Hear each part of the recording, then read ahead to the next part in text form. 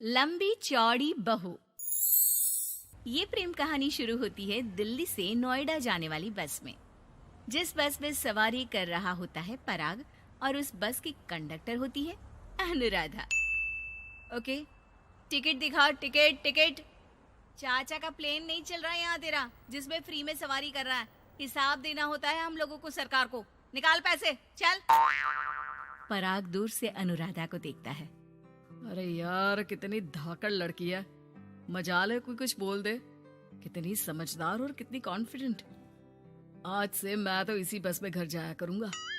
अब क्या था, भले पराग को घर जाने के लिए 10 बस छोड़नी पड़े, भले 20 किलोमीटर की यात्रा खड़े होकर पूरी करनी पड़े, लेकिन आने जाने का सिलसिला वो अनु की बस पर ही करता।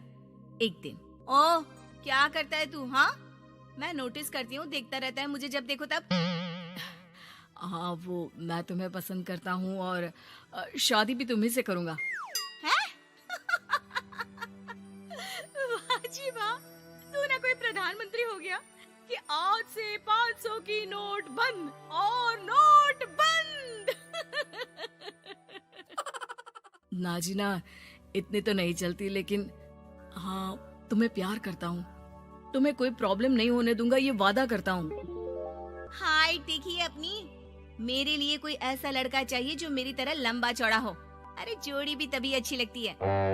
जरूरी नहीं है, जो आपको खुश रखे, आपकी इमोशंस को समझे और आपसे बहुत सारा प्यार करे, जोड़ी तो उसी के साथ अच्छी लगती है। फिर क्या था, हीरोइन को हीरो से प्यार हो जाता है और दोनों शादी कर लेते हैं। शादी के बाद देख, अब तो इस घर की बहू है। अगर समझ गई है तो ये कंडक्टर वाली ड्रेस पहनकर घर से निकलने की जरूरत नहीं है। पराग अच्छा कमाता है तो तेरी नौकरी की भी जरूरत नहीं है हम लोगों को। अरे कैसी बात कर रही है माँ जी? यूँ कोई सरकारी नौकरी छोड़ता है क्या? और जब मेरी नौकरी लगी थी, मेरी अम्मा कितनी खुश हुई थी पता है? मैं तो नौकरी करूंगी।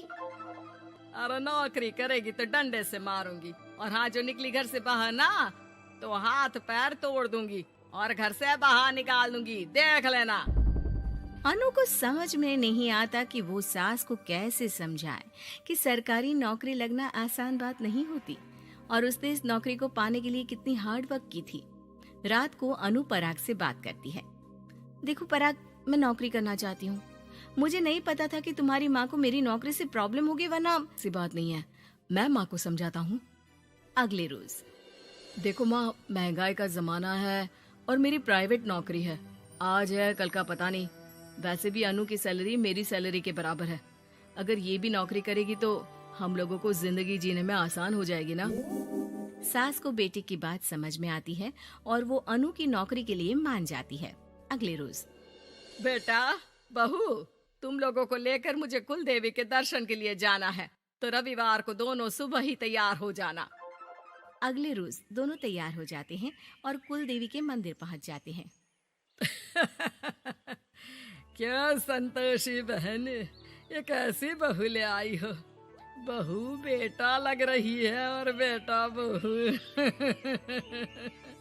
अरे कोई पहलवानी लड़ानी थी क्या, जो इतनी लंबी चौड़ी बहू ले आई? अब क्या बताए पंडित जी, जो बेटे ने पसंद किया हमने उसे हाँ कर दी। अब बेटा जाने और उसका परिवार। और ये तो बस कंडक्टर की नौकरी करती है, इंटरस्टेट। और सच्ची, वाह वाह वाह, यह तो बड़ी बात है संतोषी। तुम तो किस्मत वाली निकली जो सरकारी नौकरी की बहू ले आई।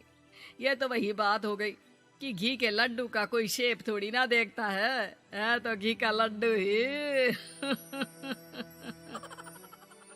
सास को बहू की तारीफ सुनकर बिल्कुल अच्छा नहीं लगता।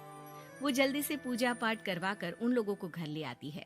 एक रोज, संतोषी बहन, तुम लोगों का घर बड़ा अजीब सा लगता है।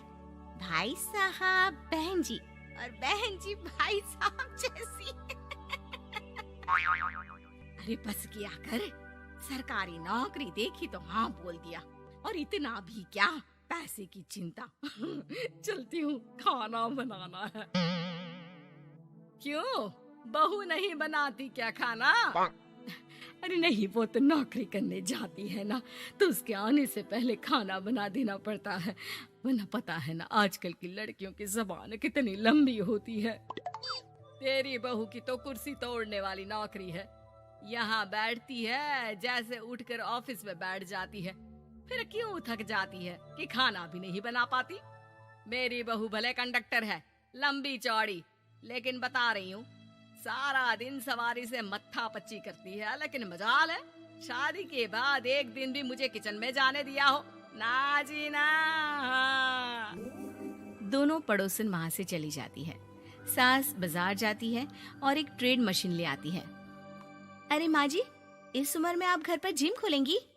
अरे तेरे लिए लाई हूँ, रोज चलाकर 2 घंटे इस पर, पतली हो जाएगी। और खाना कम खाया कर, जब देखो बकरी की तरह मुंह चलता रहता है तेरा।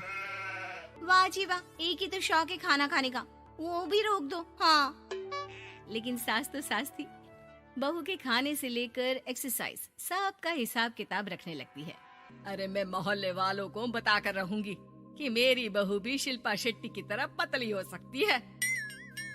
वही बहू बस में जब सवारी का टिकट काट रही होती है, उसे चक्कर आ जाता है और वो गिर जाती है। सवारी हैरान परेशान हो जाती है और ड्राइवर को वहाँ बुलाती है। अरे शहर नहीं थी हमारे कंडक्टर साहिबा, लेकिन जब से शादी हुई है बकरी बन गई है। सास को तो बस इनके खाने की ही लगी रहती है। ड्राइवर बस में बिठाकर बहू को घर छोड़ आता है और सास को कहता है, अरे पता है आपकी बहू कितनी धाकड़ है, किसी को बात करने से पहले 4 बार सोचना पड़ता है कि बोले या ना बोले, कहीं झापड़ ना पड़ जाए। और आप है कि इन्हें बकरी बनाने में लगी है।